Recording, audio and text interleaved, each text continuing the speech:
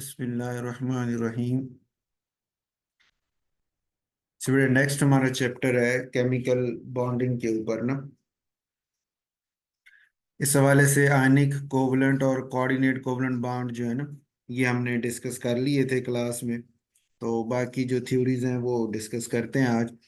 अच्छा, इसमें ना ये मैंने नोट्स जो है ना शॉर्ट किए थे। तो आपको मैं शेयर भी कर दूंगा, या हो चुके होंगे। तो उसमें ना आप इसको, अब आपके पास दो तरह के नोट्स आ जाएंगे ना। एक हैं पहले नोट्स मैंने शेयर किए थे जो एक्सटेंडेड थे, और अब ये दूसरे हैं शॉर्ट नोट्स हैं ना, जो आपके सिलेबस के टू द पॉइंट हैं। जो सिलेबस में आपके टॉपिक्स मेंशन है उससे मोस्ट रिलेटेड जो चीज़ें हैं, सिर्फ वो मैंने इसमें रखी हैं। बाकी जो उनकी आगे सब क्लासेस और इधर उधर की चीज़ें थी वो माइनस कर दी। तो आप इसमें आप इसको फोकस कर सकते हैं मेन। तो बाकी जो है, अगर आप डिटेल में पढ़ना चाहें तो एक्सटेंडेड वाले नोट्स भी आपके पास हैं। और अगर आप जो इसमें पढ़ना चाहें, इसको शॉर्ट टू दी पॉइंट करके पढ़ना चाहें, तो फिर ये शॉर्ट वाले नोट्स जो है वो भी आपके पास है। तो दोनों में से जिस तरह आप इजी फील करें तो आप इसको कर सकते हैं। मैं अभी इसमें केमिकल, पिछला चैप्टर जो मैंने रिकॉर्डिंग आपको शेयर की थी उसमें तो वो उसमें एक्सटेंडेड नोट्स में से था, लेकिन मैंने आपको बताता गया हूँ साथ साथ कि ये इंपॉर्टेंट है, इसे आप छोड़ देंगे वगैरह। इसके अंदर जो यहाँ पे मैंने ये शॉर्ट नोट्स वाला ही फाइल ली है, और इसी पे ये एक्सप्लेन कर देते हैं, ये टू दी पॉइंट सारी चीज़ें आ जाएंगी। तो बाकी जो चीज़ें हैं उसमें वो आपके जो है वो एक्सटेंडेड फॉर्म वाली वो इसमें माइनस हो गई है। आप उसमें देखेंगे तो आपको पता चल जाएगा क्या ज़रूरी थी और क्या थोड़ी हट के रूटीन से। तो इसमें मेरा मशवरा वैसे ये है कि जो एफएससी वाले बच्चे हैं ना, वो तो कोशिश करें कि जो है ना, क्योंकि उनकी तो ये चीज़ें पड़ी हुई हैं, तो वो एक्सटेंडेड वाले को भी सामने रखें ताकि अगर क्वेश्चन थोड़ा बहुत आगे पीछे हो तो वो इजीली हैंडल कर सके पेपर में ना, फाइनल में। और जो दूसरे हैं, जो बच्चे दूसरे फील्ड से हैं जैसे आईसीएस वगैरह के हैं, तो उनके लिए शॉर्ट नोट्स जो हैं वो बेहतर है कि टू दी पॉइंट चीज़ों को वो रखें, ताकि वो मैक्सिमम अपना जो है ना कुछ उसमें परफॉर्मेंस वो शो कर सकेंगे। अच्छा, केमिकल बॉन्ड्स में हमने डिफाइन किया था वो फोर्स जो बॉन्ड एटम्स को तोड़ जोड़ के रखती है आपस में मालिक्यूल्स के अंदर, उसको हम केमिकल बॉन्ड कहते हैं।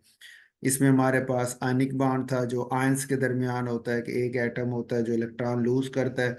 अब इसने डेफिनेशन लिखी है ना कि वो ट्रांसफर ऑफ इलेक्ट्रॉन है एक ऐसे एटम से जिसकी आयरन एनर्जी की वैल्यू कम है, मतलब वो इलेक्ट्रॉन लूज कर देता है। जैसे ये एग्जांपल में पोटेशियम है, एटॉमिक नंबर 19 है, 2881 है।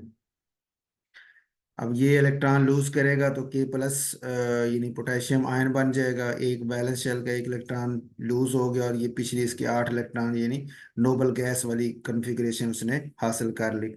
जो क्लोरीन है वो 28717 होती है, वो एक इलेक्ट्रॉन लेगी तो उसके भी बैलेंस शेल में 8 हो गए, उसकी भी इलेक्ट्रॉनिक कन्फिग्रेशन मुकम्मल हो जाएगी।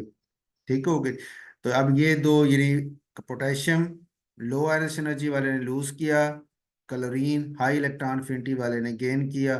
तो ये दो आयंस बन गए। ये दो आयंस आपस में फिर अटैच होते हैं, इलेक्ट्रोस्टैटिक फोर्स ऑफ अट्रैक्शन इनके दरमियान पाई जाती है, तो ये बॉन्ड मौजूद होता है। इसको आयनिक बॉन्ड कहते हैं। कोवलेंट बॉन्ड है, उसमें हमने कहा ये म्यूचुअल शेयरिंग ऑफ इलेक्ट्रॉन से बनता है। फिर टाइप्स में हमने कहा था म्यूचुअल शेयरिंग का मतलब ये ना कि जो दो एटम आपस में जुड़ रहे हैं, एक इलेक्ट्रॉन अगर एक एटम दे रहा है तो दूसरा भी एक दे रहा है। अगर एक इलेक्ट्रॉन दो इलेक्ट्रॉन शेयर कर रहा है तो दूसरा भी दो शेयर कर रहा है, यानी आपस में म्यूचुअल शेयरिंग से उनके बॉन्ड बन रहे होते हैं। तो टाइप्स में ये पोलर कोवलेंट बॉन्ड है। ये यानी जो दो एटम आपस में जुड़ रहे हैं उनमें इलेक्ट्रॉननेगेटिविटी का डिफरेंस जो है वो क्या है। अगर तो बहुत लार्ज डिफरेंस हो, तो जैसे पिछले लेक्चर में आपने देखा भी था कि इलेक्ट्रॉन डिफरेंस अगर 0.4 से लेस हो तो फिर वो कोवलेंट बॉन्ड है, नॉन पोलर कोवलेंट बॉन्ड। और अगर 0.4 से 1.8 तक वो पोलर कोवलेंट बॉन्ड है, और 1.8 से ग्रेटर हो तो फिर वो आयनिक बॉन्ड की कैटेगरी में आ जाता है। तो अब ये HF जैसे है, तो इसमें इलेक्ट्रॉनिक डिफरेंस काफ़ी है, इस वजह से पार्शियल पॉजिटिव नेगेटिव चार्जेस बन जाते हैं। वाटर है, उसमें ऑक्सीजन हाइड्रोजन में इलेक्ट्रॉनिक डिफरेंस है, तो वो पार्शियल पॉजिटिव और नेगेटिव चार्ज, यानी ये बॉन्ड पोलर कोवलेंट बॉन्ड है। नॉन पोलर वो होगी जिसमें डिफरेंस कम हो गया, जैसे H2 की मिसाल है, Cl2 की मिसाल है। तीसरा ये टाइप्स है मल्टीपल बॉन्ड्स, यानी सिंगल डबल सिंगल तो हो गया ना, ये एक एक इलेक्ट्रॉन की शेयरिंग है, तो एक से ज्यादा भी हो सकते हैं। अगर दो दो इलेक्ट्रॉन शेयर करें तो डबल बॉन्ड है, तीन तीन करें तो ट्रिपल बॉन्ड है। ठीक है, जैसे यहाँ कार्बन और ऑक्सीजन आपस में दो दो शेयर कर रही है, यहाँ कार्बन और सल्फर दो दो शेयर कर रही है, कार्बन दो इधर शेयर कर रही है, कार्बन ही दो इस सल्फर के साथ भी शेयर कर रही है, तो दो दो बॉन्ड उसके बन रहे। तीसरा हमने कोऑर्डिनेट कोवलेंट बॉन्ड कहा था कि इसमें जो शेयरिंग होती है वो दो बॉन्डेड एटम में से एक एटम जो होता है वो दो इलेक्ट्रॉन जो बॉन्ड बनाने के लिए चाहिए दोनों के दोनों एक ही एटम प्रोवाइड करता है, जिसको डोनर कहते हैं, लेने वाले को एक्सेप्टर एक्सेप्टर का नाम देते हैं। और ये अच्छा, अगर एरो से शो करें तो फिर चार्जेस लगाने की जरूरत नहीं होती, लेकिन अगर आप सिंगल बल लाइन से शो करें तो फिर हम डोनर के ऊपर प्लस लगाते हैं और जो एक्सेप्टर उसके ऊपर माइनस शो किया जाता है। ये तो होगा जी बाण। उसके बाद है वैलेंस बांड थ्योरी ना। वैलेंस बॉन्ड थ्योरी क्या कहती है कि ये जो मालिक्यूल्स में एटम्स आपस में जुड़ रहे हैं तो आपस में ये अटैच हो कैसे रहे हैं ना, इनकी आपस में अटैचमेंट कैसे है। तो ये हमें दो चीजें बताती है, एक तो फॉर्मेशन ऑफ बॉन्ड, बॉन्ड बने कैसे हैं, और दूसरा शेप्स ऑफ द मालिक्यूल्स। अब वो जो बॉन्ड बनने का अंदाज बता देगी तो उससे फिर हमें अगला स्टेप जो है वो शेप्स ऑफ द मालिक्यूल्स का भी आइडिया वो दे देती है। इसके तीन पास्टुलेट्स हैं। एक ये कहती है, पिछले लेक्चर में आपको याद होगा हमने ऑर्बिटल का जिक्र किया था, एस ऑर्बिटल, पी डी और एफ होते हैं ना। तो ये जो ऑर्बिटल होते हैं उसमें एक ऑर्बिटल में मैक्सिमम दो इलेक्ट्रॉन आ सकते हैं, उसको मुकम्मल हो ना, एक ऑर्बिटल में मैक्सिमम दो इलेक्ट्रॉन। ये पिछले लेक्चर में बात हुई थी। एक होता है ऑर्बिट, शेल हो गया ना, जैसे पहला शेल है, दूसरा शेल है, तीसरा शेल है। अच्छा, शेल के नीचे इसमें मैं थोड़ा सा आपको शेयर कर लेते हैं। तो वो जो पहला मेन हमारे पास है ऑर्बिट या शेल जिसे बोला जाता है ना, वो है। तो जैसे अब पहला शेल है नंबर एक में, अब दूसरा शेल ले लेते हैं मिसाल के तौर पर ना, कि ये मेरे पास सेकंड शेल है, शेल या ऑर्बिट जो है वो मेरे पास है और वो उसका नंबर दो है जी। ठीक होगा। अच्छा, इसके अंदर फिर आगे सब शेल, अगला स्टेप है सब शेल का, कि इसमें जी दो सब शेल है, एक इसमें एस सब शेल था, एक इसमें पी सब शेल था। ठीक हो गया। अच्छा, सब शेल के आगे फिर होते हैं ऑर्बिटल के, एस जो है उसका तो एक ही है, वो एक ही जो सब शेल है वही ऑर्बिटल है, लेकिन जो पी है उसके मजीद फिर तीन है। ठीक हो गया। यानी एस तो एस ही रहता है, उसका एस में मैक्सिमम दो इलेक्ट्रॉन ही आते हैं, एस सब शेल भी वही है और ऑर्बिटल भी वही है। अच्छा, लेकिन पी सब शेल के आगे फिर पी एक्स होता है। ठीक है, पी वाई हमने बात की थी और पी जेड बात की थी, तीन। अब ये जो तीन है ये सब शेल है। ठीक है, इस एक सब शेल में, सॉरी ये ऑर्बिटल है, सब शेल ये है, ये वाला जो ये सब शेल है, पी सब शेल। ठीक हो गया। और ये जो है ये ऑर्बिटल। तो अब अगर मुझसे कहा जाए कि पी सब शेल में कितने इलेक्ट्रॉन आते हैं, तो मैं कहूंगा जी कि इसके अंदर आने वाले इलेक्ट्रॉन की तादाद जो है वो 6 है टोटल। लेकिन जब ऑर्बिटल की बात कहेगा तो मैं कहूंगा पी एक्स में दो इलेक्ट्रॉन होते हैं। ठीक है, पी वाई में दो होते हैं, पी जेड में दो होते हैं, तो दो दो चार और दो छह इलेक्ट्रॉन। ठीक है, दो यहाँ हैं, दो यहाँ हैं और दो यहाँ, तो टोटल छह इलेक्ट्रॉन है। तो छह इलेक्ट्रॉन इकट्ठे होके पी सब शेल में छह आ रहा था। ठीक है, तो ये आपने जेहन में रखना। वहां जो बीबीटी है वो इस ऑर्बिटल की बात कर रही कि एक ऑर्बिटल में मैक्सिमम दो इलेक्ट्रॉन आते हैं। तो ऐसा ऑर्बिटल होना चाहिए जिसके पास दो ना हो बल्कि एक हो, हाफ फिल्ड यानी वो होना चाहिए। तो हाफ फील्ड जो आपका ऑर्बिटल होगा वो फिर दूसरे ऑर्बिटल के साथ अटैच होके बॉन्ड बनाने में हिस्सा ले सकेगा। ठीक हो गया। तो यहाँ ये वो पहली बात उसने की कि हाफ फील्ड ऑर्बिटल हो जो आपस में ओवरलैप करने जा रहे हैं। और दूसरे नंबर पर उसने कहा कि जो आपस में ओवरलैप करेंगे, ठीक, ओवरलैप का क्या मुराद है वो आगे अभी एक्सप्लेन हो जाएगा। ओवरलैप जब वो करने जाते हैं एक दूसरे के साथ जुड़ते हैं, तो जितना ज्यादा जुड़ेंगे, जितना ज्यादा ओवरलैप करेंगे उतना बॉन्ड स्ट्रांग होगा। और तीसरे नंबर पे कोवलेंट बॉन्ड जो है वो डायरेक्शनल होते हैं। डायरेक्शनल का मतलब ये होता है कि कोवलेंट बॉन्ड हमेशा एक खास सिमत में बन रहे होते हैं, क्योंकि कोवलेंट बॉन्ड कब बनता है? जब ऑर्बिटल आपस में ओवरलैप करते हैं। तो जब ऑर्बिटल ओवरलैप करेंगे तो वे खास सिमत से ओवरलैप करेंगे ना, खास डायरेक्शन से, इसलिए कोवलेंट बॉन्ड जो है वो डायरेक्शनल होते हैं। ठीक हो गए। अब इस ये दोनों ओवरलैप का क्या मतलब है और डायरेक्शनल का क्या मतलब है, ये चीजें अभी आगे मजीद एक्सप्लेन हो जाएंगी। अच्छा, इसमें अब ओवरलैप करने के दो अंदाज होते हैं। पहला है सिग्मा बाउंड, जिसे बोला जाता है। सिग्मा बाउंड क्या होता है? Found by linear overlap. ठीक है, ये इसे हेड टू हेड ओवरलैप भी बोला जाता है ना। ओवरलैप हेड ऑन, यानी हेड टू हेड ओवरलैप की कहा जाता है। जैसे ये H2 मॉलिक्यूल की एग्जांपल दी है कि अब इसमें S S orbital, S S overlap से मुराद कि एक एटम का भी एस ऑर्बिटल है, दूसरे का भी एस है।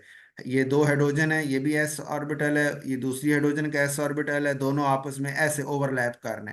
ठीक है, वो अपनी इलेक्ट्रॉन डेंसिटी, वो इलेक्ट्रॉन डेंसिटी शेयर करते हैं ना। तो ये ओवरलैपिंग इसको बोला जाता है। तो ओवरलैप कर रहे हैं, जो बांड बन रहा है, जब बांड बन जाता है ना तो ये शक्ल इख्तियार हो जाती है कि जो, चूंकि अब ये न्यूक्लियस है, प्लस चार्ज का मतलब है ये न्यूक्लियस है, ये प्लस का मतलब ये न्यूक्लियस है। तो जब वो इसका एक इलेक्ट्रॉन, एक इसका इलेक्ट्रॉन, दोनों इलेक्ट्रॉन इन दोनों के दरमियान में उसके पाए जाने के चांसेस ज्यादा हो जाएंगे ना। यानी वो दोनों इलेक्ट्रॉन यहाँ ज्यादा देर रहेंगे, क्यों? कि ये न्यूक्लियस भी उसको खींच रहा है, ये भी खींच रहा है। इन दो इलेक्ट्रॉन का इस तरफ जाने और इस तरफ जाने के चांसेस कम हो जाएंगे, दरमियान में रहने के चांसेस ज्यादा हो जाएंगे, ज्यादा देर यहाँ रहेंगे। इसलिए हमने दोनों न्यूक्लियस के दरमियान वाले एरिया को बड़ा कर दिया और इन दोनों न्यूक्लियस की साइडों को हमने, ये साइडों वाले जो एरिया थे ऑर्बिटल वाले, उनको हमने छोटा कर दिया। ऑर्बिटल असल में होता क्या, ये आपको इलेक्ट्रॉन के बारे में इंफॉर्मेशन देता है ना, इलेक्ट्रॉन डेंसिटी के बारे में, इलेक्ट्रॉन के कहाँ पाए जाने के चांसेस हैं। तो इसलिए हमने जहाँ पाए जाने के चांसेस हैं उसे बड़ा कर दिया, जहाँ नहीं है वहाँ उनको छोटा कर दिया। तो ये H2 मॉलिक्यूल का VBT का स्ट्रक्चर बन गया।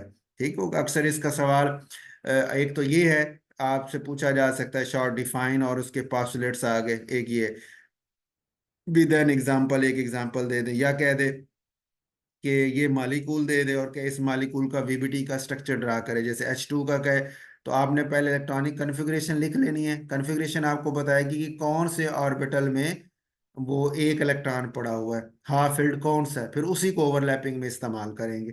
ठीक हो गया। अब जैसे, अच्छा, एक एक सिग्मा बॉन्ड बनने का अंदाज कौन सा था जी? एस एस ओवरलैप का। एक है SP ओवरलैप, यानी S ऑर्बिटल और P ऑर्बिटल जो है ये आपस में ओवरलैप कर रहे हैं। ठीक हो गए। अब इसमें ना ये मैं इधर ये एग्जाम्पल के नाम लिख देते हैं, ताकि अगर पेपर में एग्जाम्पल का नाम वो ले तो आपको आइडिया तो हो जाएगा ना।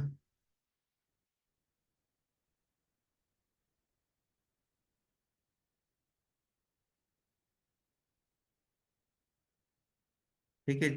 अच्छा, S और P ओवरलैप से मुराद के दो एटम है, एक एटम का S ऑर्बिटल है, दूसरे का P है। जैसे HCl में एक हाइड्रोजन है जिसका ये S ऑर्बिटल है, एक आपकी क्लोरीन है।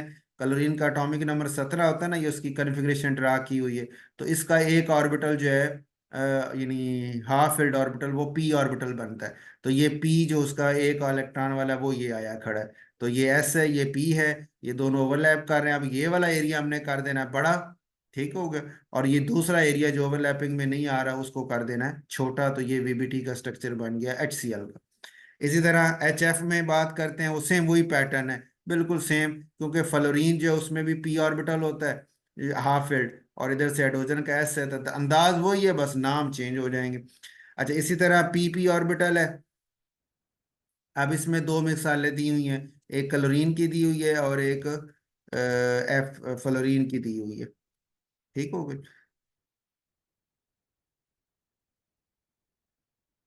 एक क्लोरीन की मिसाल है, एक फ्लोरीन की मिसाल है। अच्छा, क्लोरीन का आपने कन्फर्मेशन अभी देख ली कि P ऑर्बिटल है, तो दोनों क्लोरीन का PP, एक उस P क्लोरीन का एक उस क्लोरीन का, दोनों आपस में इस तरह ओवरलैप करेंगे। अब दरमियान वाले एरिया को आप बड़ा कर देंगे क्योंकि वहां इलेक्ट्रॉन डेंसिटी ज्यादा होने के चांस है। ये साइडों वाले जो दो लूप्स है उनको आप छोटा कर देंगे। ये VBT का स्ट्रक्चर हो गया क्लोरीन का। इसी तरह का ही फ्लोरीन का होगा क्योंकि उसमें भी P ऑर्बिटल आता है। ठीक है। फिर कुछ और एग्जाम्पल दी हैं। ये एग्जाम्पल इसलिए दिए हैं कि अगर पेपर में सवाल हो जाए, draw the structure of H2S molecule by VBT, या draw the structure of water. ठीक है, जो इंपॉर्टेंट है या कह लें मशहूर हैं, सिर्फ वो मैंने एग्जाम्पल रख दिए, बाकी मैंने इसमें से निकाल दी थी। तो अब ये H2S की मिसाल दी हुई है कि ये सल्फर है, उसका आपने इलेक्ट्रॉनिक कन्फिग्रेशन ड्रा की है। ठीक हो गया। अब इसमें आपको पी एक्स और पी, यानी दो पी ऑर्बिटल हाफ फिल्ड है और एक पी ऑर्बिटल इसका दो इलेक्ट्रॉन के साथ मुकम्मल फिल्ड आ रहा है। और इसी तरह जो हाइड्रोजन है, जो साथ H2S है ना, दो हाइड्रोजन जुड़ रही है, तो हाइड्रोजन का s ऑर्बिटल है। अब ये सेंटर में बनाया हुआ है सल्फर का, ये सेंटर में सल्फर है और ये साथ दो हाइड्रोजन आके ओवरलैप कर रही हैं। कहाँ ओवरलैप कर रही हैं? ये जो आपको शेडेड नजर आ रहा है और लिखा है ना फील्ड 3p ऑर्बिटल, कि वो फील्ड है, वो मुकम्मल किया हुआ है। ठीक हो गया, वो फील्ड है। तो ये जो दो हैं, जो ये आपको वाई वाला और एक्स वाला, जहाँ पे दो हाइड्रोजन आके ओवरलैप कर रही, क्योंकि एक्स के पास एक है और वाई के पास भी एक इलेक्ट्रॉन है। जेड वाला चूंकि फिल था, वो हमने शेडेड शो कर दिया कि उसने हिस्सा नहीं लेना ओवरलैपिंग में। तो सिर्फ ये हो गया। अब ये जो शेडेड जहाँ से ओवरलैपिंग हो रही है, ये वाले एरिया बड़े हो गए और दूसरे लूप जो है वो छोटे हो गए। तो ये वीबीटी का स्ट्रक्चर बन गया H2S का। इसी तरह का स्ट्रक्चर बनेगा वाटर का, क्योंकि ऑक्सीजन और सल्फर एक ही ग्रुप में, इसका भी एक्स और वाई था, इसका भी एक्स और वाई में एक एक है और जेड में दो हैं, और इस तरह वो।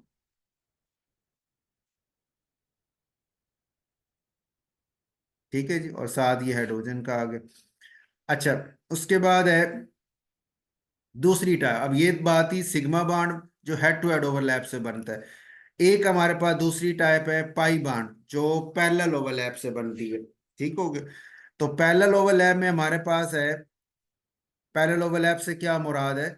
जो अभी आपको एग्जांपल में जैसे O2 की उसने मिसाल ली है कि O2 था, ये उसकी इलेक्ट्रॉनिक कन्फिग्रेशन है। इसमें आप देखेंगे तो ये एक पी ऑर्बिटल, ये जो शेडेड वाला दिया हुआ है कि ये अलोंग, ये आपस में सिग्मा बॉन्ड बना रहे हैं, एक्स एक्स ना सिग्मा बॉन्ड बना रहे हैं। यानी ये भी पी एक्स है, ये भी पी एक्स है, और ये जो वर्टिकल है ये पी वाई है, इसका भी पी वाई है। अब पी एक्स और पी एक्स तो हेड टू हेड ओवरलैप कर लिया, ये सिग्मा बॉन्ड बन गया। ठीक है, ये सिग्मा शो किया हुआ। ये जो पी ऑर्बिटल है, इसका पी वाई और इसका पी वाई, ये दोनों एक दूसरे के आ रहे हैं, पैरेलल है। ठीक हो, पैरेलल इसे कहते हैं ना, एक लाइन ये जा रही है और दूसरी भी ये उसके बिल्कुल पैरेलल है। तो ये पैरेलल वाले ओवरलैप करेंगे। अब ये सिग्मा बन चुका, अब ये वाला और ये वाला पैरेलल जो वाले जो है वो ओवरलैप करेंगे, तो ये पाई बॉन्ड बना देंगे। ये जो तीसरे वाला था पी जेड वाला, उसमें चूंकि ये दो इलेक्ट्रॉन थे ऊपर, उसने हिस्सा नहीं लेना था ओवरलैपिंग में, वो यहाँ भी वैसे ही ठहरा, यहाँ भी वैसे ही ठहरा और यहाँ पे भी वो वैसे ही ठहरा हुआ। नाइट्रोजन के केस में आए तो उसमें पी एक्स में भी एक है, वाई में भी एक है, जेड में भी एक है, यानी तीनों में एक एक इलेक्ट्रॉन है। तो अब एक्स वाले तो आपस में ओवरलैप करके ये सिग्मा बॉन्ड बना गए। जो वाई वाला था वो वाई के साथ ओवरलैप करेगा, जो पी जेड है वो दूसरे पी जेड के पैरेलल है, वो उसके साथ ओवरलैप करेगा। तो आपके पास एक सिग्मा और दो पाई बॉन्ड, एक वाई और वाई के ओवरलैप से, एक जेड और जेड के ओवरलैप से। तो उसको हम ऐसे शो कर देते, ये सिग्मा है जी, एक पी पाई बॉन्ड वाई वाला और एक पाई बॉन्ड जेड वाला। ठीक हो गए। तो ये N2 का स्ट्रक्चर माने। ये थोड़ा शॉर्ट दिए हैं, मतलब पेपर में अक्सर ये इंपॉर्टेंट ये नहीं सवाल है कि सिग्मा पाई बॉन्ड और पाई बॉन्ड में क्या फर्क होता है ना। तो उसमें अब एक सिग्मा में आपने कहा हेड टू हेड से बनता है, वो आपने कहा पैरेलल ओवरलैप से बनता है। अब जो हेड टू हेड ओवरलैप से बनता है ना, ये हेड टू हेड ओवरलैप से बना, तो दोनों इलेक्ट्रॉन जो थे, ये जो सिग्मा बॉन्ड के अंदर दोनों इलेक्ट्रॉन है, वो इस न्यूक्लियस न्यूक्लियस के दरमियान में मजबूती से जकड़े हुए हैं, इसलिए ये बॉन्ड मजबूत है। ये दूसरा बॉन्ड लिखा ना स्ट्रॉन्गर है। लेकिन जो पाई बॉन्ड है उसमें इलेक्ट्रॉन है ऊपर, न्यूक्लियस यहाँ नीचे ठहरे हुए हैं, और जो इलेक्ट्रॉन है वो या ऊपर है या नीचे है। ठीक हो गया। तो वो उस पे न्यूक्लियस की अट्रैक्शन इतनी स्ट्रांग नहीं होती, इसलिए वो बॉन्ड क्या हो गया, वीक हो गया। अच्छा, अब जो स्ट्रांग है वो इतनी जल्दी से टूटेगा नहीं, रिएक्शन नहीं करेगा, इसलिए वो रिएक्टिव, लेस रिएक्टिव है। और जो वीकर है वो जल्दी टूट जाएगा, रिएक्शन कर जाएगा, इसलिए वो मोर एक्टिव बॉन्ड बन गया। फिर इलेक्ट्रॉन डेंसिटी जो है वो सिमेट्रिकल है अलोंग बॉन्ड एक्सिस। ये जो बॉन्ड का एक्सिस था, ये हॉरिजॉन्टल वाला, इसके ऊपर इलेक्ट्रॉन डेंसिटी इसकी सिमेट्रिकल है ना, कि दो ये न्यूक्लियस और न्यूक्लियस के दरमियान में फैली हुई। लेकिन जो आपका पाई बॉन्ड है उसमें ऐसा नहीं है। बॉन्ड एक्सिस के ऊपर उनकी सिमेट्रिक, बॉन्ड एक्सिस में तो इलेक्ट्रॉन डेंसिटी उनकी ना होने के बराबर है, वो या तो ऊपर है या नीचे है, तो ऊपर नीचे वो मूव कर रहे होते हैं, इस दरमियान में वो आते ही नहीं है। Sigma electrons are localized. Localized मतलब यहीं पे फिक्स हैं, जकड़े हुए हैं ना, यहाँ से ज्यादा हिल नहीं सकते। और जो पाई इलेक्ट्रॉन है वो डीलोकलाइज्ड है, ये इसको डिफ्यूज्ड भी कहते हैं, फैले हुए हैं।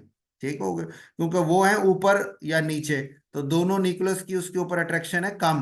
तो वो आप देखें ना, इलेक्ट्रॉन डेंसिटी ऐसे घूम के आ जाए, इसके ऊपर से घूम के ऐसे, मतलब इस तरह फैली हुई है।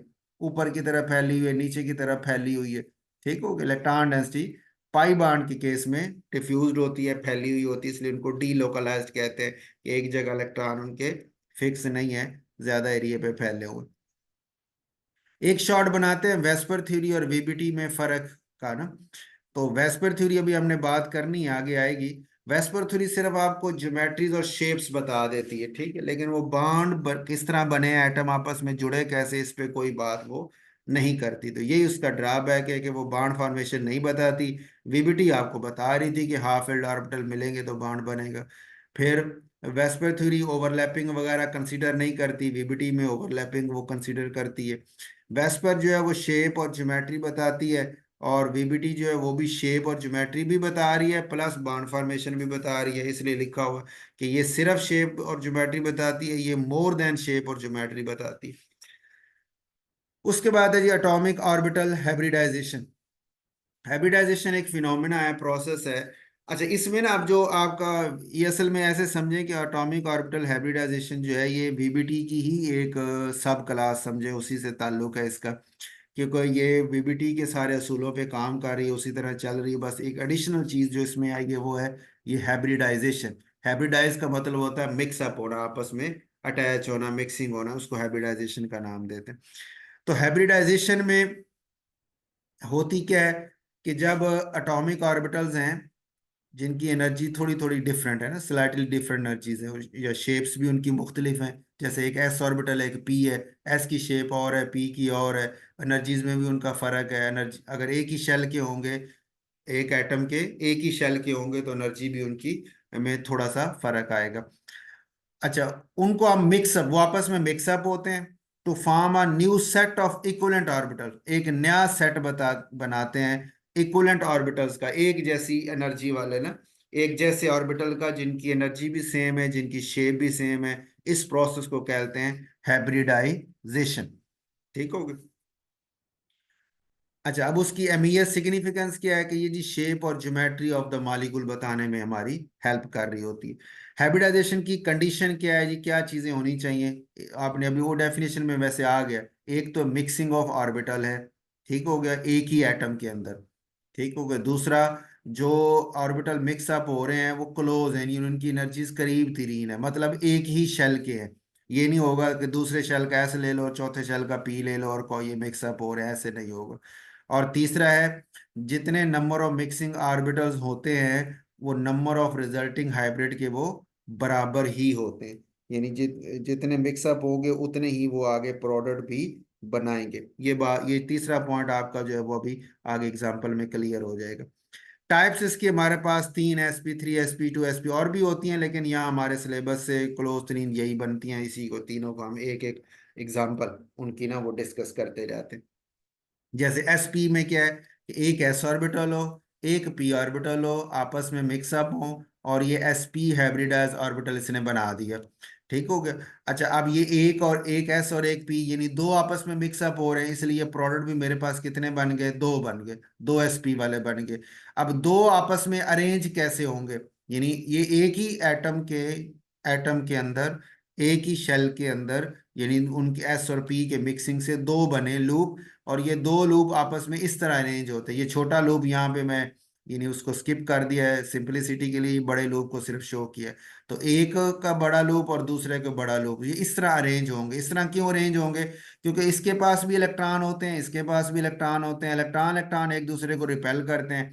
तो ये कोशिश करते हैं हम एक दूसरे से मैक्सिमम फासले पे हो, ताकि आपस में इलेक्ट्रॉन और इलेक्ट्रॉन की जो रिपल्जन है वो कम से कम हो सके। तो इन दोनों के अरेंज होने का सबसे जो मैक्सिमम डिस्टेंस है वो यही 180 डिग्री का हो सकता है। तो ये 180 डिग्री इसने बना ली। ये तो होगी sp हाइब्रिडाइजेशन। अब मिसाल हमने ली है बेरिलियम क्लोराइड की, कि बेरिलियम क्लोराइड में बेरिलियम है, इसका एटॉमिक नंबर है जी 4। कन्फिग्रेशन ड्रा करें ना, तो ये 1s2 और 2s2 बस पूरे हो गए 4। पी एक्स वाई और जेड इसके खाली है। अब ये आप अगर वीबीटी को कहें तो वीबीटी कहती कि भाई इसके पास तो हाफ फिल्ड ऑर्बिटल है ही नहीं। देखो ना, एस भी दो इलेक्ट्रॉन से मुकम्मल हो गया, ये 1s, और 2s भी दो इलेक्ट्रॉन से मुकम्मल हो गया। पी एक्स वाई जेड वैसे ही खाली है, तो इसके पास इलेक्ट्रॉन मौजूद नहीं है।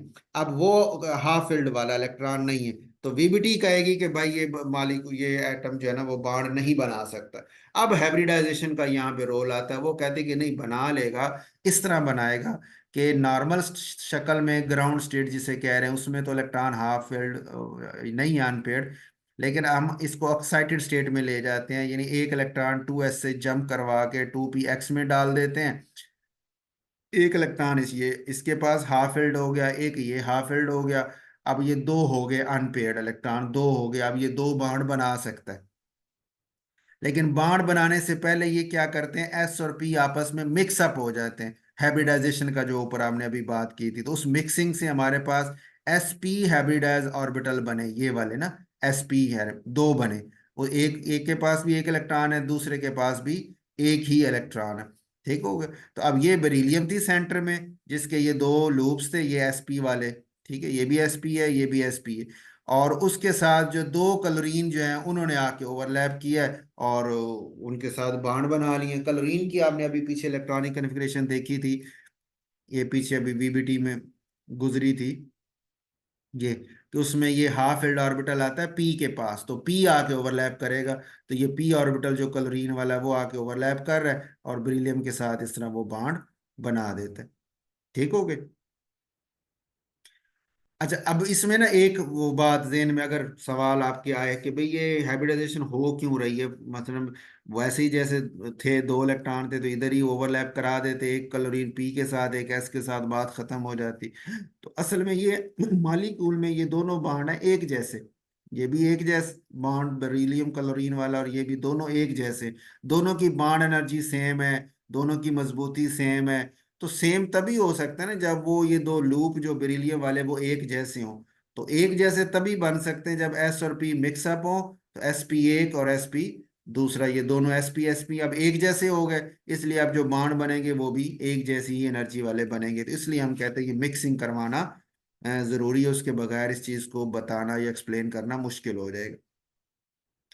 दूसरी टाइप है जी sp2 हाइब्रिडाइजेशन, उसमें एक s और दो p मिले, तो एक दो तीन मिक्सअप हो रहे हैं तो ये तीन बन रहे हैं। तो तीन अरेंज होंगे तब तीन का मैक्सिमम फासला 120 डिग्री बनता है। इसकी मिसाल उसने दी है बोरोन की, बोरोन जो है एटॉमिक नंबर इसका 5 होता है। कन्फिग्रेशन लें तो इसके पास सिर्फ ये दो दो चार और एक ये पांच, एक अनपेड है। बॉन्ड यहाँ पे वो तीन फ्लोरीन से मिलके तीन बना रहा है, तो तीन अनपेड तो होने चाहिए, इसलिए फिर 2s से एक इलेक्ट्रॉन जंप करके 2y में ले गए, तो तीनों के पास अब एक एक इलेक्ट्रॉन हो गया। लेकिन ये चूंकि तीनों बॉन्ड एक जैसे हैं, इसलिए हमने कहा कि ये तीनों मिक्सअप होंगे, एक एस और दो पी मिलेंगे, sp2 तीन बना देंगे।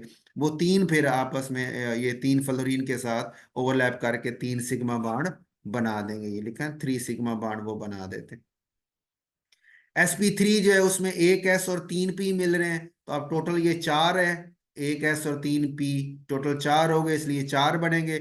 और चार के अरेंज होने का अंदाज ये है, इसको हम टेट्राहेड्रल जो है ना वो ज्योमेट्री या टेट्राहेड्रल शेप का नाम दिया जाता है। तो वो चार इस तरह का, इसकी मिसाल है जैसे CH4 मीथेन है, कार्बन कार्बन इसमें आती है, इसका एटॉमिक नंबर 6 होता है। कन्फिग्रेशन लें तो दो दो चार पाँच और छः, इसमें अनपेड सिर्फ दो हैं, बाण ये चार बना रहा है, तो चार के लिए तो चार अनपेड होने चाहिए ना, इसलिए फिर हमने ये 2s से एक इलेक्ट्रॉन जंप करवा के 2p में ले गए, तो चार अनपेड हो गए। चार अनपेड इलेक्ट्रॉन, अब वो चारों को इक्वलेंट करने के लिए, एक जैसा बनाने के लिए हमने इन चारों को मिक्सअप कर दिया sp3। तो sp3 एक, sp3 दो, sp3 तीन और sp3 चार, sp3 के लूप्स बन गए। वो चार इस तरह कार्बन पे ठहरे हुए हैं, और जब चार हाइड्रोजन के s ऑर्बिटल आएंगे वो आके ओवरलैप करेंगे, तो इस तरह हमारा ये मॉलिक्यूल बन जाएगा। ठीक हो गए। इसी तरह एग्जांपल मीथेन के साथ अमोनिया की भी दी है, और वाटर ये मशहूर एग्जांपल दी, इसलिए वो साथ में वो उसको भी मैंने कवर कर लिया, ताकि जो है ना वो अगर पेपर में सवाल वो दे दे आपको कि भी इसका बनाए, तो आप उसको स्ट्रक्चर बना के दिखा सके। अच्छा, इसमें अब क्या है, अमोनिया में नाइट्रोजन एटॉमिक नंबर होती है 7, दो दो चार पाँच छः और 7। ठीक हो गया। अब इसमें तीन अनपेड हैं, तीन ही हाइड्रोजन के साथ वो उसने बाण बनाने हैं, लेकिन तीनों अगर वो एक जैसे एनर्जी के साथ इक्विवेलेंट होने चाहिए, तो इसलिए फिर हम इसको कहते हैं कि sp3 मिक्सअप हुआ, और sp3 मिक्सअप होके अरेंज हो गया टेट्राहेड्रल शेप में, और फिर 3 हाइड्रोजन उसके साथ आके जुड़ गई, तीन तीन जो अनपेयर्ड वाली हैं, और एक sp3 के पास 2 इलेक्ट्रॉन यानी लोन पेयर की शक्ल में मौजूद है। इसमें आप कह सकते हैं सर मिक्स करने की जरूरत ही नहीं, जब चार तीन अनपेयर्ड थे और हैं भी तीनों पी के, तो वो, लेकिन हम मिक्सिंग इसलिए की है ना ताकि हमें ज्योमेट्री का अंदाजा हो सके कि वो ज्योमेट्री कौन सी बनाएगा। तो sp3 हमें बता रहा है कि sp3 वाले ये टेट्राहेड्रल ज्योमेट्री बनाते हैं, तो इस मॉलिक्यूल की ज्योमेट्री भी वही बन जाती। इस तरह वाटर में आए, उसमें अब ऑक्सीजन का एटॉमिक नंबर है 8। तो कन्फिग्रेशन लें तो 2 4 6 7 और 8 है, इसमें 2 अनपेयर्ड है, पी के अंदर है, वही साफ बन जाता है, लेकिन फिर भी हम इनकी मिक्सिंग करवा के sp3 4 बनाते हैं, 2 के ऊपर 2 लोन पेयर आ जाते हैं, और एक के ऊपर एक एक इलेक्ट्रॉन मौजूद होता है। लोन पेयर का है ना आपके जहन में कि वो इलेक्ट्रॉन का पेयर जो बॉन्ड बनाने में हिस्सा नहीं लेता, उसे हम लोन पेयर कहते हैं। तो ये लोन पेयर है, और ये दो वाले बॉन्ड पेयर आपके आ जाते हैं। उसके बाद है valence shell electron pair repulsion theory, जो ये भी ये आपका भी बात हमने की कि ये मॉलिक्यूल्स के सिर्फ स्ट्रक्चर्स वगैरह जो है उसी को बताती है, बॉन्ड फॉर्मेशन वगैरह का ये जिक्र नहीं करती। तो इसलिए अब इस ये होती क्या है कि आप किसी भी मॉलिक्यूल में कहती है ये मुझे बताएं कि इलेक्ट्रॉन पेयर वहां कितने, यानी बॉन्ड पेयर और लोन पेयर, ठीक है, ये नंबर ऑफ शेयर्ड पेयर, कितने इलेक्ट्रॉन जो आपस में शेयर हुए हुए हैं ना, उनको हम शेयर्ड पेयर या बॉन्ड पेयर कहते हैं, जो बॉन्ड के अंदर मौजूद है। और लोन पेयर उसे कहते हैं जो खाली, मुझे से अभी बात की मैंने, ये दो अब लोन पेयर हैं, और इन हाइड्रोजन और ऑक्सीजन का ये बॉन्ड और ये वाला बॉन्ड, यहाँ भी 2 इलेक्ट्रॉन है, यहाँ भी 2 इलेक्ट्रॉन है। तो एक बॉन्ड का पेयर यहाँ है, एक बॉन्ड का पेयर यहाँ है, तो 2 बॉन्ड पेयर है और 2 ही लोन पेयर है। ठीक होगा। तो ये इस तरह यानी बॉन्ड पेयर और लोन पेयर मिल के मिक्सअप, उनको देखते हुए हम मॉलिक्यूल्स की ज्योमेट्री का अंदाजा लगाते हैं। बेसिक इसका अजम्पशन जो है वो इसका वेस्पर थ्योरी की बेसिक जो, जिस पे वो थ्योरी सारी बेस करी, वो यही है कि जो इलेक्ट्रॉन पेयर्स हैं यानी बॉन्ड पेयर और लोन पेयर, ये आपस में अरेंज होते हैं। एक सेंटर, ये सेंटर वाले एटम जो न्यूक्लियस है उसके गिर्द इस तरह अरेंज होते हैं ताकि एक दूसरे से मैक्सिमम फासले पे हों, ताकि रिपल्जन उनके दरमियान कम से कम हो सके। तो इस तरह जो हमारे पास ज्योमेट्री बन के, अरेंजमेंट बन के आएगी, वो उस मॉलिक्यूल की ज्योमेट्री के बारे में हमें बता देगी। पास्टुलेट्स में मतलब आप ज्योमेट्री शेप बताते हुए किन बातों का ख्याल रखेंगे या क्या चीजें इसमें इन्वॉल्व हैं। एक इसने कहा जी कि लोन पेयर, जो नॉन बॉन्डेड पेयर होते हैं, और बॉन्ड पेयर, ये दोनों हिस्सा लेते हैं ज्योमेट्री बताने में। दूसरा, आपने इस तरह अरेंज करना है कि उनके दरमियान रिपल्जन कम से कम हो, यानी मैक्सिमम फासले पे हो। तीसरा, space occupied by lone pair, यानी जो लोन पेयर होता है वो ज्यादा जगह घेरता है, और जो बॉन्ड पेयर होता है वो थोड़ी जगह घेरता है। इसको जेहन में रखना है। इसका फायदा हमें ये होता है कि शेप्स को बताने में, उनका एंगल बताने में हमें बड़ी हेल्प हो जाती है। क्योंकि जो लोन पेयर है वो ज्यादा जगह घेर रहा है, तो लोन पेयर, दूसरा भी लोन पेयर ज्यादा जगह घेर रहा है, तो ज्यादा जगह घेरने वालों की आपस में रिपल्जन ज्यादा होगी ना। और एक लोन पेयर हो दूसरा बॉन्ड पेयर हो तो रिपल्जन कम हो जाएगी, और दोनों ही बॉन्ड पेयर हो तो उनकी रिपल्जन आपस में और कम हो जाएगी। तो ये जो रिपल्जन है वो आपको फिर बता देती है भी एंगल जो है वो सिकुड़ गया है, छोटा हो गया, बड़ा हो गया, क्या सूरत हाल बनी ना। मतलब ये जैसे ये है ना, ये लोन पेयर है, अब जैसे मैं मिसाल दूं, ये इनमें कोई, इसमें कोई लोन पेयर नहीं था, तो ये एंगल 109.5 डिग्री आपने बताया। अच्छा, जब एक लोन पेयर आ गया तो ये दरमियान वाला एंगल देखे ना, वो उस लोन पेयर की वजह से ये अब सुकड़, इसने रिपल ज्यादा किया, रिपल्जन ये सुकड़ गया, ये 109.5 से 107.5 हो गया। और जब ये इस पे आए, दो वाले पे आए, दो लोन पेयर आए, तो इन दोनों की रिपल्जन और ज्यादा होगी, तो इन दोनों के दरमियान एंगल और छोटा हो गया, वो 104.5 डिग्री पे पहुंच गए। तो यानी इस तरह हमें जो है वो एंगल के बारे में ये लोन पेयर का कंसेप्ट जो है वो हेल्प कर सकता है। अच्छा, मल्टीपल बॉन्ड, यानी वो कह रहा है कि अगर किसी के पास मॉलिक्यूल्स में डबल बॉन्ड भी होते हैं, ट्रिपल बॉन्ड भी होते हैं, डबल बॉन्ड जिसके पास 2 इलेक्ट्रॉन पेयर है, ट्रिपल बॉन्ड जिसके पास 3 इलेक्ट्रॉन पेयर है, कहते हो उनके पास इलेक्ट्रॉन डेंसिटी तो हाई है, ज्यादा है एक सिंगल बॉन्ड की निस्बत से, लेकिन उनको हम ज्योमेट्री या शेप बताते हुए सिंगल बॉन्ड ही तस्वर करेंगे, तो फिर हमारे लिए उनकी ज्योमेट्री और उनकी शेप बताना आसान हो जाता है। और पांचवा, effect of electronegative atom on bond angle, कि इलेक्ट्रोनेगेटिव एटम अगर आ जाए तो बॉन्ड एंगल में फर्क पड़ जाता है। जैसे ये उसने मिसाल दी है अमोनिया जो थी उसमें एंगल है 107 डिग्री। ठीक हो गया।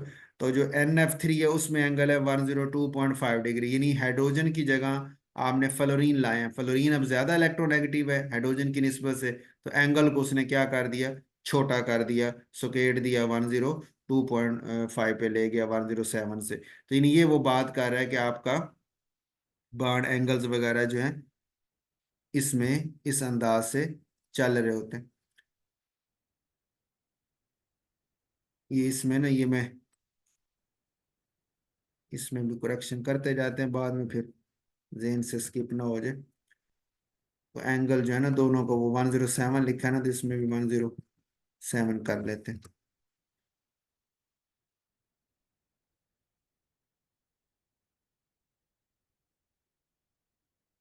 अच्छा जी। अच्छा ये बेटा हो गया जी। उसके बाद आ जाए, अब आगे हैं हमारे पास ये एग्जांपल्स है। पेपर में जो सवाल होता है वो हमारे पास आता है इनका शेप्स के हवाले से ना।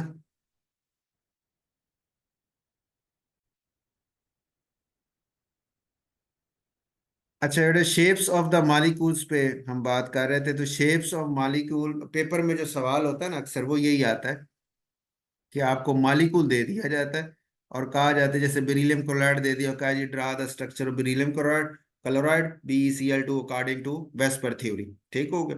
तो आपने उसको फिर ड्रा करना होता है। अच्छा पेपर में सवाल तो ये, तो भी स्ट्रक्चर बता दें, उसका एंगल बता दें, उसकी शेप और ज्योमेट्री बता दें। असल तो ये पेपर में जो रिक्वायरमेंट है वो ये है कि उसकी ज्योमेट्री क्या है, उसकी जो है वो शेप क्या है। ठीक हो गया।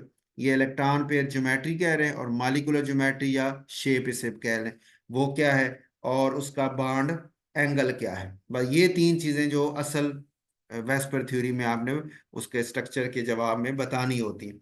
लेकिन मैंने इसको ना थोड़े से अंदाज से लिखा है ताकि हमारे लिए याद करना आसान हो जाए, कि हम कैलकुलेट कर लें ना कि ये जो मॉलिक्यूल है इसमें अब बेरिलियम है दूसरे ग्रुप में, पीरियोडिक टेबल के दूसरे ग्रुप में, वैलेंस शेल में दो इलेक्ट्रॉन है, दो क्लोरीन से शेयर करके दो बॉन्ड बना रहा है। तो बॉन्ड पेयर यहाँ दो हैं, लोन पेयर यहाँ है नहीं, तो टोटल इलेक्ट्रॉन पेयर क्या हो गए, दो हो गए। तो दो अगर टोटल मेरे पास आ रहा हो तो फिर हम उसको क्या लेते हैं, उसकी जो ज्योमेट्री होती है वो लीनियर होती है, उसकी जो शेप होती है वो भी लीनियर आती है, और उसका एंगल जो होता है वो 180 डिग्री आता है, जैसे ये बेरिलियम क्लोराइड का शो किया हुआ। अच्छा इसमें ना मैंने दूसरे मॉलिक्यूल्स की भी एग्जांपल लिख दी है, लेकिन इसमें मैंने कुछ अंडरलाइन किए हैं। अंडरलाइन वो किए हुए हैं जो ज्यादा मशहूर है मॉलिक्यूल ना, जिनका यानी पेपर में आपसे पूछे जाने के चांस हो सकते हैं, कि draw the structure of ZnCl2 according to this VSEPR theory. ठीक हो गए।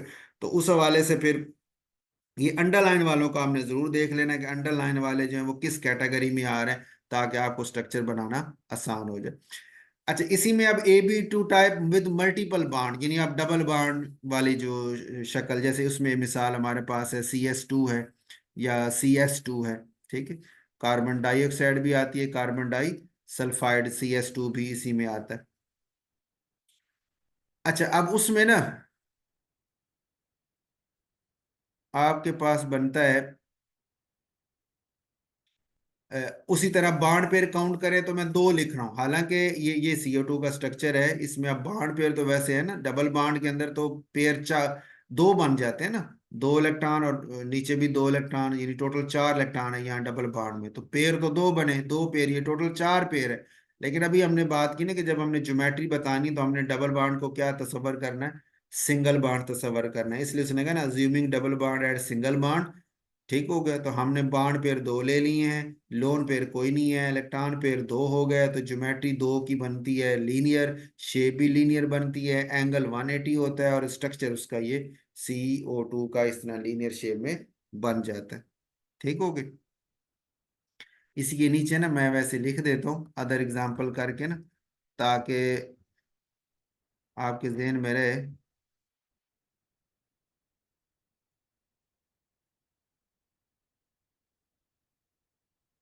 ये CS2 जो है ना वो इसकी एग्जाम्पल में आ जाता है ना, इसी कैटेगरी में आता है, उसको अंडरलाइन भी किया हुआ है।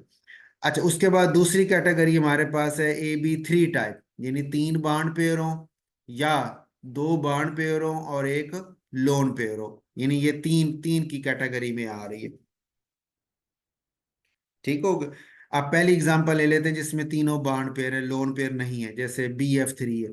अब इसमें ना बोरोन है, आपके पीरियोडिक टेबल के ना तीसरे ग्रुप नंबर 13 नंबर करेंगे तो 13 नंबर आ जाता है। तो 13 नंबर या 3A ग्रुप जो है उसमें मौजूद है। उसके वैलेंस शेल में, इस ग्रुप के सारे एलिमेंट्स के वैलेंस शेल में 3 इलेक्ट्रॉन होते हैं, तो 3 फ्लोरीन से मिलके वो टोटल यानी 6 बना है। तो इसमें तीन यानी बॉन्ड पेयर आपके बन रहे होते हैं। तो तीसरे ग्रुप में बोरोन है, एल्यूमिनियम है, गैलियम है, इंडियम है। इनके हैलाइड्स पूछ ले, इनके हाइड्राइड्स पूछ ले, तो यही होता है। लेकिन अब मैंने इसमें ना इंपॉर्टेंट, जैसे एल्यूमिनियम क्लोराइड जो है इंपॉर्टेंट ज्यादा था, उसको मैंने अंडरलाइन कर दिए। एक BF3 है और एक AlCl थी। जो इम्पोर्ट जिसकी मिसाल दी ना वो तो इम्पोर्टेंट है ही ना। जो नीचे जिसको अंडरलाइन किया हुआ है वो भी इम्पोर्टेंट, उसको भी आपने देख लेना भी, ये इसी कैटेगरी का आता है। तो तीन बॉन्ड पेयर हो गए, लोन पेयर कोई नहीं है, टोटल तीन हो गए। आप कहेंगे सर ज्योमेट्री तो इसकी बनी ट्राई एंगुलर प्लेनर, ये है ना, बी बोरोन के साथ तीन फ्लोरीन इस तरह शेप अरेंज होंगी ना एक दूसरे से मैक्सिमम फासले पे 120 की डिग्री पे। तो ये वाली जो शेप इसको बोलते हैं ट्राई एंगुलर प्लेनर या ट्राइगोनल प्लेनर। ये तीन कोने हो गए, ये एक कोना, दूसरा, तीसरा, और तीनों को, ये तीनों कोने एक ही प्लेन में आ रहे हैं, इसलिए इसको ट्राई एंगुलर प्लेनर कहते हैं या ट्राइगोनल प्लेनर कहते हैं। मालिकुलर ज्योमेट्री जो है वो भी इसकी यही आ गई। और जो शे एंगल इसका है वो 120 डिग्री है, ये इसका स्ट्रक्चर हो गया। दूसरी कैटेगरी है कि बॉन्ड पेयर दो हों और लोन पेयर एक आ जाए। अब ये इसमें लेड और टिन, इन दो की मिसालें आती हैं, क्योंकि ये दोनों हैं चौथे ग्रुप में पीरियोडिक टेबल के। वैलेंस शेल में 4 इलेक्ट्रॉन है, लेकिन मेटेलिक नेचर की वजह से ये दो बॉन्ड बना लेते हैं, और जो दो है वो इनका इलेक्ट्रॉन वो लोन पेयर की शक्ल में इन पे रह जाते हैं। तो अब PbCl2 में आप कहेंगे सर बॉन्ड पेयर तो दो हो गए, 4 इलेक्ट्रॉन में से दो शेयर किए ना इसने, एक दो इलेक्ट्रॉन बचे पड़े हैं लोन पेयर की शक्ल में, ये इधर जैसे शो किया हुआ। तो बॉन्ड पेयर दो है, लोन पेयर एक है, तो इलेक्ट्रॉन पेयर टोटल तीन हो गए। तो तीन होने की वजह से ज्योमेट्री तो वही है जो पीछे आपने बात की ट्रायंगुलर प्लेनर, ये भी वही है। लेकिन जो मालिकुलर ज्योमेट्री या शेप उसकी बनती है वो आपकी है एंगुलर या V शेप, क्योंकि शेप बताने में, मालिकुलर ज्योमेट्री या शेप बताने में हम लोन पेयर को शामिल नहीं करते, सिर्फ बॉन्ड पेयर देखे जाते हैं। तो बॉन्ड पेयर की शक्ल ये, चूंकि ये V शेप या बैंड या एंगुलर कह बन रही है, तो इसलिए उसको एंगुलर या V शेप लिख देते हैं। और जो एंगल होगा इसका, अब नॉर्मल तो 120 था ना, लेकिन एक लोन पेयर आने की वजह से वो रिपलियन ज्यादा हो जाएगी, इन दोनों के दरमियान एंगल छोटा हो जाना है, तो लेस देन 120 हम लिख देते हैं। ठीक है। SnCl2 भी इसी की मशहूर एग्जांपल है। उसके बाद है जी मल्टीपल बॉन्ड में AB3 टाइप, यानी लोन पेयर ना हो, तीनों के तीनों यानी बॉन्ड पेयर है और मल्टीपल है। उसमें जैसे SO3 है, सल्फर के साथ ये तीन ऑक्सीजन डबल बॉन्ड बना के ठहरी हुई है। तो इसमें हम डबल बॉन्ड को सिंगल ही तस्वर कर रहे हैं, तो तीन बॉन्ड पेयर हो गए, लोन पेयर कोई नहीं, इलेक्ट्रॉन पेयर तीन हो गए। ज्योमेट्री वही पिछली वाली होगी, शेप भी वही होगी, एंगल 120 हो गया, और ये इसका स्ट्रक्चर हो गया। अच्छा, उसके बाद तीसरी है कि तीन बॉन्ड पेयर हो और एक लोन पेयर आ जाए। उसमें मिसाल हमारे पास SO2 की है, जैसे कि सल्फर है, दो ऑक्सीजन तो मौजूद हैं और एक इसका दो दो इलेक्ट्रॉन थे वो लोन पेयर। सल्फर में वैलेंस शेल में 6 इलेक्ट्रॉन होते हैं ना, तो दो इधर शेयर, दो इधर शेयर, और दो जो है वो उसके लोन पेयर की शक्ल में मौजूद है। तो बॉन्ड पेयर दो हो गए, लोन पेयर एक हो गया, टोटल इलेक्ट्रॉन पेयर तीन, तीन की ज्योमेट्री वही आ गई। शेप में हम फिर लोन पेयर को गायब कर देंगे, सिर्फ बॉन्ड पेयर देखेंगे, और एंगल इसका भी 120 से लेस हो जाएगा लोन पेयर की वजह से। ठीक हो गई। उसके बाद हमारे पास है AB4 टाइप। मतलब चार उसके अंदर ना इलेक्ट्रॉन पेयर हैं, चार बॉन्ड पेयर हो जाएं, या तीन बॉन्ड एक लोन हो जाए, या दो बॉन्ड और दो लोन पेयर हो जाएं। अब उसमें मिसाल मशहूर एग्जांपल है मीथेन की, CH4 की, या इधर अंडरलाइन भी किया है CCl4 को जैसे। तो अब इसमें ये इसके चार बॉन्ड पेयर हैं, चार ही इसके इलेक्ट्रॉन पेयर हो गए, लोन पेयर तो है नहीं। अब चार की ज्योमेट्री होती है टेट्राहेड्रल, जो पीछे अभी बात की थी हमने, पीछे SP3 की भी टेट्राहेड्रल थी। तो ये इस शक्ल में आ गई, शेप भी वही आ गई, एंगल 109.5 डिग्री हो गया, ये उसकी शेप। अमोनिया में आते हैं, NH3 में। तो इसमें हमारे पास है एक लोन पेयर आ गया, तीन बॉन्ड पेयर है और एक लोन पेयर है, क्योंकि नाइट्रोजन है पांचवें ग्रुप में, बैलेंस शेल में 5 इलेक्ट्रॉन है, तीन बाण हो गए और एक लोन पेयर ये की शक्ल में मौजूद है। इलेक्ट्रॉन ये ना, तीन बाण पेयर और एक लोन पेयर। तो इस वजह से इसके टोटल तो चार ही हैं। ज्योमेट्री तो टेट्राहेड्रल है, लेकिन शेप इसकी हम बोलते हैं ट्राइगोनल पैरामिड। जैसे वो मिस्र के पैरामिड आपने देखे ना, ये उस अंदाज में ना, ये दो कोने आप कह लें पीछे की तरफ हैं, और एक कोना ये आपकी तरफ है, आगे की तरफ है ना। इस तरह की यानी इसकी शेप बन रही होती है। और ये आपके ऊपर लोन पेयर भी मौजूद है। और एंगल इसका 109.5 से लेस बनेगा ना, क्योंकि नॉर्मल का 109 था, लोन पेयर की वजह से लेस हो गया। लेकिन इसका एंगल 107 डिग्री हमने बात कर चुके हैं। तो 107 डिग्री इसका एंगल भी आप याद रखेंगे, वो एमसीक्यू या वगैरह में आ सकता है। और इसमें ये जो मशहूर है उनके मैंने नीचे अंडरलाइन कर दिए, इसी कैटेगरी के जो। और तीसरा है दो बॉन्ड पेयर हों और दो ही लोन पेयर हों। जैसे वाटर का मॉलिक्यूल हमारे पास है, इसमें दो बॉन्ड पेयर हैं और दो ही लोन पेयर हैं, तो टोटल तो चार ही हैं। इलेक्ट्रॉन ज्योमेट्री इसकी टेट्राहेड्रल रहेगी, लेकिन शेप इसकी अब लोन पेयर गायब कर दें तो सिर्फ बॉन्ड पेयर को देखें तो एंगुलर ये वी शेप बनेगी। और बॉन्ड एंगल आपका 104.5 डिग्री यानी 109.5 से लेस हो गया। और इसमें और मशहूर एग्जांपल जो है वो H2S की है। तो ये दो यानी मशहूर पॉइंट हमारे मॉलिक्यूल बन जाते हैं इस कैटेगरी। ठीक होगा जी। लास्ट थ्योरी इसमें थी जी मॉलिक्यूलर ऑर्बिटल थ्योरी, एमओटी की। एमओटी क्या कहती है, मतलब कुछ चीजें ऐसी थी जो ये सबसे पहली थ्योरी तो वेस्पर थी, और दूसरी थ्योरी हमारे पास थी वीबीटी वाली। ठीक हो गया। तो जो वेस्पर थी उसने तो सिर्फ शेप्स बताई, ज्योमेट्री बताई, और बॉन्ड फॉर्मेशन ना बताई। वीबीटी आया, उसने बॉन्ड फॉर्मेशन भी बताई, शेप ज्योमेट्री भी बताई। लेकिन कुछ ऐसी और प्रॉपर्टीज भी थी मॉलिक्यूल्स के पास जो वो नहीं बता सके ना, बीबीटी भी उसको नहीं बता सके। उसके लिए फिर एमओटी थ्योरी ने काफी उसको एक्सप्लेन किया उन चीजों को ना। उसमें एग्जांपल्स अभी आगे आएंगी तो फिर वो आइडिया आपको हो जाएगी क्या चीजें जिनके लिए एमओटी का होना जरूरी था। ये थ्योरी कहती क्या है कि जी एटॉमिक ऑर्बिटल आपस में मिक्सअप होते हैं और वो न्यू मॉलिक्यूलर ऑर्बिटल बनाते हैं। ठीक हो गया। अच्छा, वो जो अब जो वीबीटी थी उसने तो बस ओवरलैपिंग की ना, ओवरलैपिंग की जी मॉलिक्यूल बन गया। ये कहते हैं नहीं, जो एटॉमिक ऑर्बिटल्स हैं वो आपस में मिक्सअप हो गए। मिक्सअप होने के बाद उन्होंने नए मॉलिक्यूलर ऑर्बिटल बना दिए, और एक नहीं दो तरह के, मतलब और एक से ज्यादा टाइप्स के बनाते हैं। जैसे हमारे सिलेबस में अभी यहाँ हम दो दो कोई रखते हैं जो सिंपल है ना सिर्फ। तो दो एटॉमिक ऑर्बिटल आपस में मिक्सअप होंगे तो दो ही मॉलिक्यूलर ऑर्बिटल बनेंगे। दो में से एक वो होगा जो बना होगा सेम साइन ऑर्बिटल ओवरलैप से। ये सेम साइन से मुराद ये है ना, जैसे ये देखें ना, ये वाला, कि इसमें अब ये प्लस है और इसका माइनस है। इसमें हम यानी दो लूप्स थे ना, एक पी ऑर्बिटल के भी दो है, इसके भी एक को हमने प्लस रख लिया, एक को माइनस रख लिया। अच्छा, अब वो अगर प्लस माइनस ओवरलैप कर रहे हैं तो ये फिर ओवरलैपिंग बाड नहीं बन रहा, और एक प्लस है और दूसरा भी प्लस है, सेम साइन के साथ ओवरलैप कर रहे हैं तो ये बाड बन रहा है ना, जो जिसके हम बॉन्डिंग मॉलिक्यूलर ऑर्बिटल का नाम दे रहे हैं। और जब ऑपोजिट साइन के साथ ओवरलैप कर रहे हैं, करीब आ रहे हैं, तो वो ओवरलैप नहीं कर सकते, तो इसलिए वो बॉन्ड नहीं बना सकते। तो वो उसे हम कहते हैं ये एंटी बॉन्डिंग, ABMO एब्रीवेट किया, और एंटी बॉन्डिंग मॉलिक्यूलर ऑर्बिटल का नाम देते हैं उसको। ये प्लस माइनस साइन असल में ना, अगर आप कहेंगे सर ये अपनी तरफ से लगा लिए, तो असल में साइन असल में है किस क्या चीज शो कर रहे हैं, इलेक्ट्रॉन वेव्स होती है ना। तो इलेक्ट्रॉन वेव्स को शो कर रहे हैं। आप अगर आप देखें ना कोई वेव जो चलती हैं,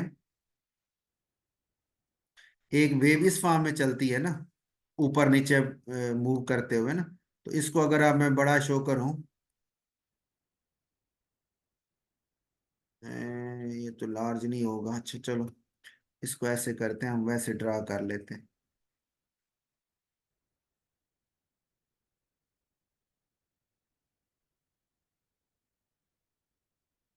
मतलब एक होता है इस तरह ना,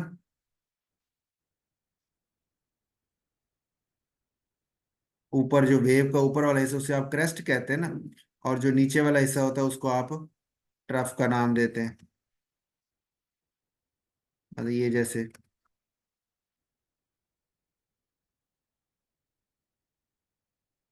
ठीक है, ये क्रेस्ट है, ये उसका ट्रफ है। ये ऐसे वेव होती है ना, अप एंड डाउन मूव कर रही होती है इस अंदाज से। अच्छा, अब जो ऊपर वाला है हिस्सा है, उसको हम साइन दे देते हैं प्लस का। ठीक है, प्लस का। और जो नीचे वाला हिस्सा है उसको हम साइन दे देते हैं माइनस का। ठीक है।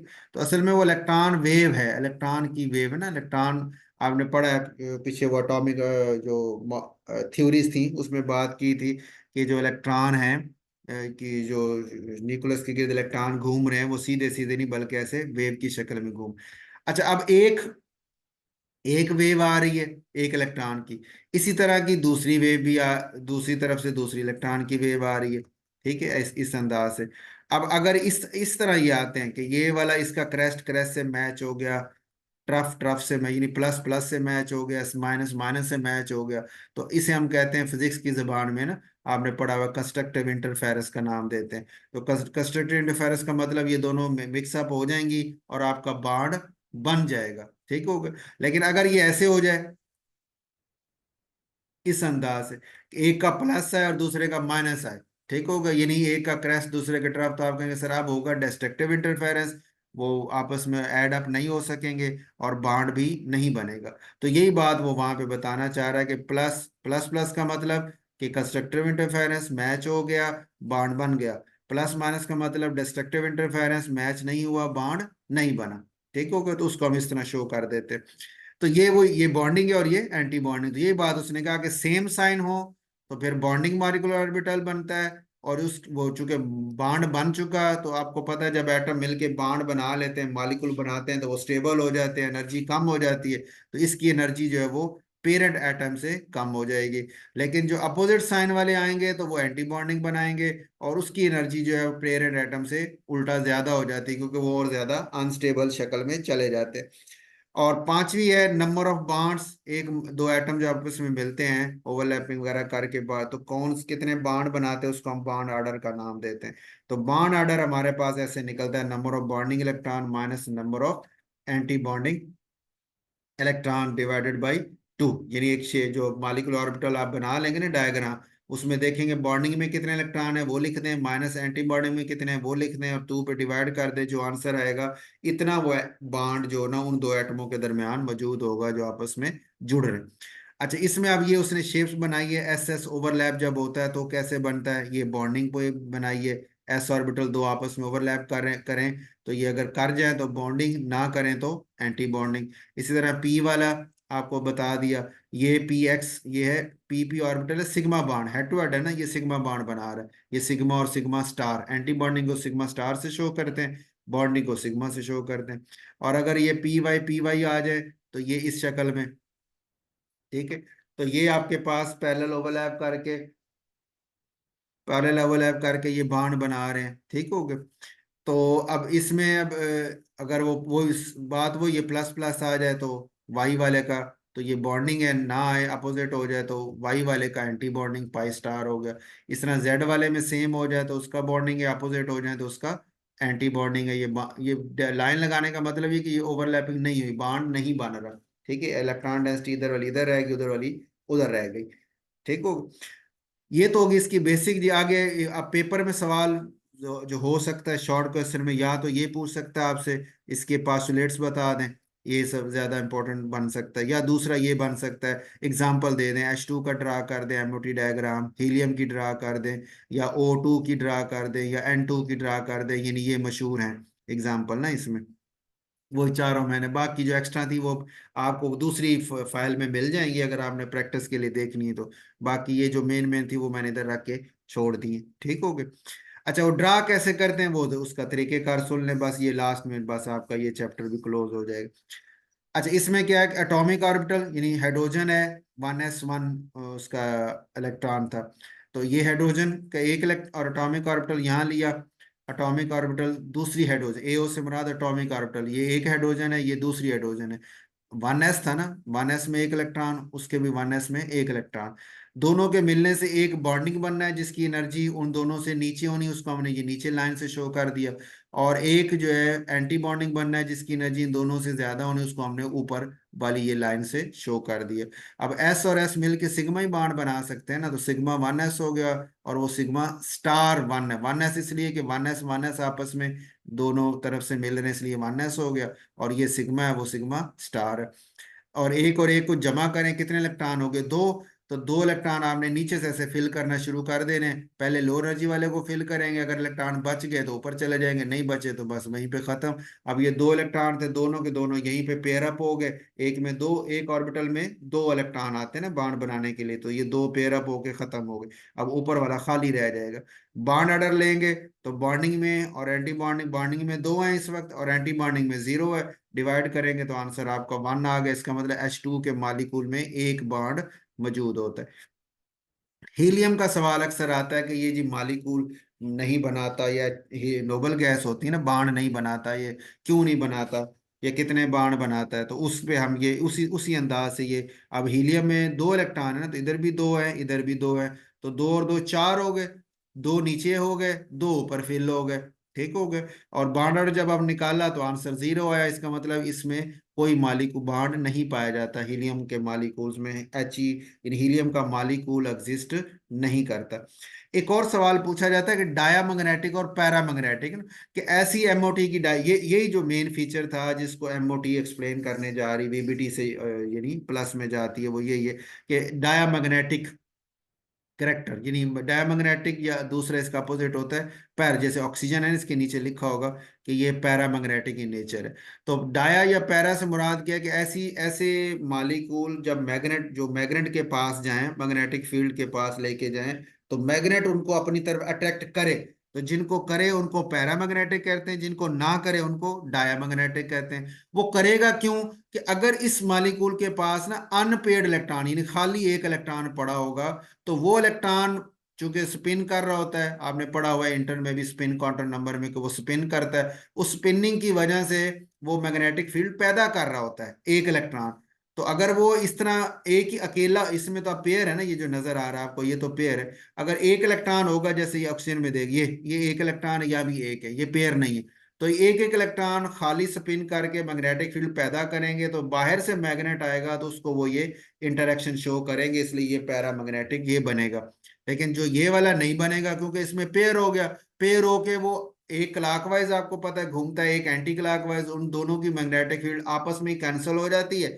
तो बाहर जाने से आने वाली मैग्नेटिक फील्ड को वो कोई रिस्पॉन्स शो नहीं कर पाते। ऑक्सीजन के मॉलिक्यूल में देखें जी, कन्फिग्रेशन में Px Py और Pz, और 2s में दो है, x और y में एक है, z में दो है। तो ये इसने लिख दिया कि ये s में दो दो हैं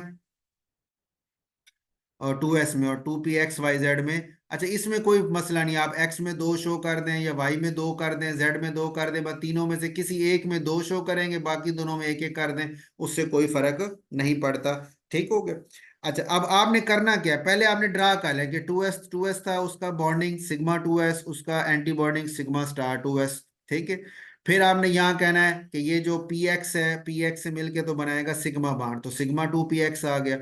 ठीक हो गया। और वाई से मिलेगा तो पाई बाड है, जेड भी जेड से मिलके पाई बाड, तो आगे आपने लिख दिया पाई 2 Py और पाई 2 Pz, ये दोनों आपस में आमने सामने, क्योंकि इन दोनों दोनों पाई बाड है, एक जैसी नेचर के हैं, एक जैसी एनर्जी वाले हैं।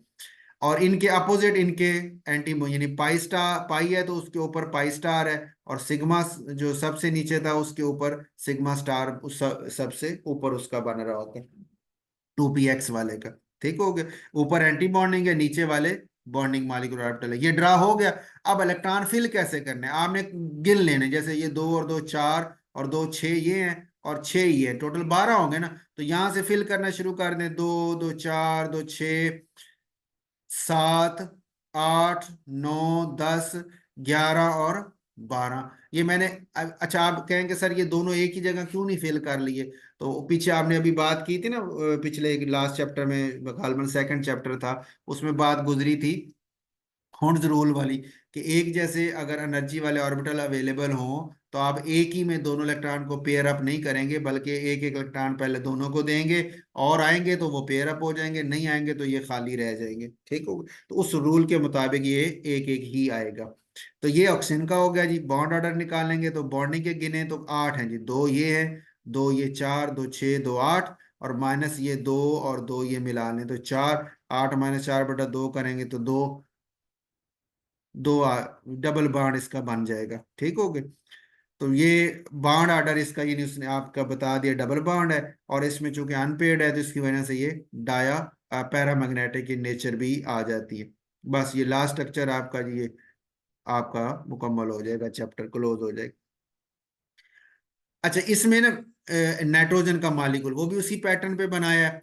हाँ, फर्क थोड़ा सा है, इसलिए ये दोनों को डिस्कस किया, वो ये है कि इस जगह पे ना, यहाँ सिग्मा 2p x नीचे था, π2py और π2pz ऊपर थे। यहाँ पे क्या हुआ है कि सिग्मा 2p x जो है वो ऊपर चला गया है, π2py और π2pz जो है वो नीचे।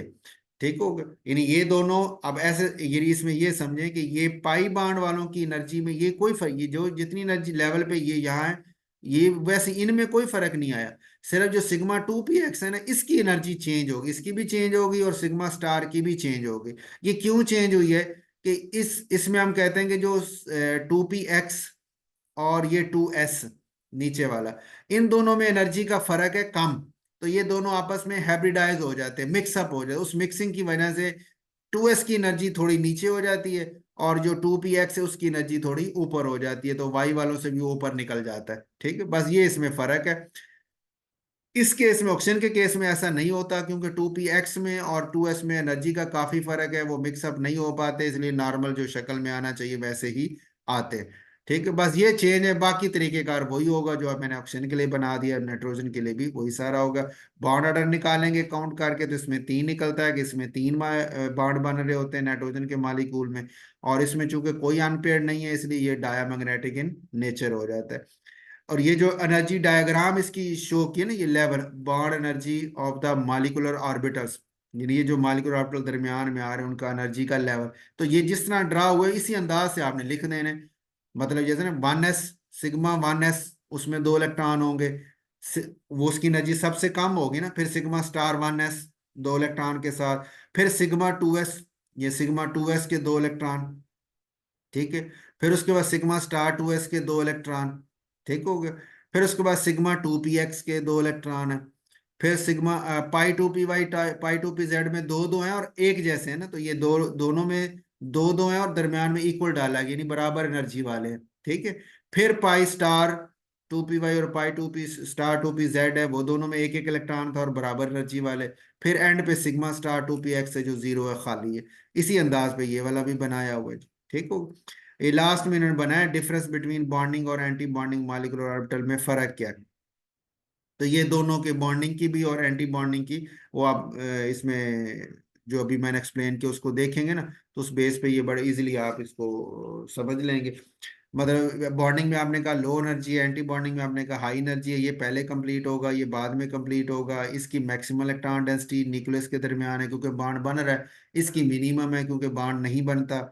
इसकी इलेक्ट्रॉन वे कंस्ट्रक्टिव इंटरफेरेंस करती हैं, इसकी डिस्ट्रक्टिव इंटरफेरेंस करती हैं, ये बातें हमने पहले कर ली है।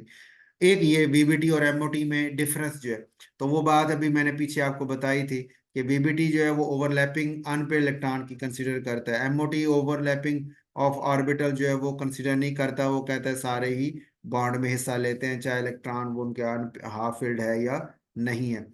बॉन्ड ऑर्डर के बारे में बीबीटी नहीं बताती, एमओटी आपको एक्सप्लेन करती है। इस तरह बॉन्डिंग एंटी बॉन्डिंग का जिक्र भी एमओटी के पास है। मॉलिक्यूल्स की ज्योमेट्री बीबीटी बताती है, एमओटी नहीं, इसका जिक्र नहीं करती। और पैरामैग्नेटिक जो बिहेवियर ऑक्सीजन का जैसे है वो बीबीटी नहीं बताती, उसको एमओटी एक्सप्लेन कर लेती है। ठीक हो गई, तो यहाँ तक ये आपका चैप्टर जी क्लोज हो जाता है।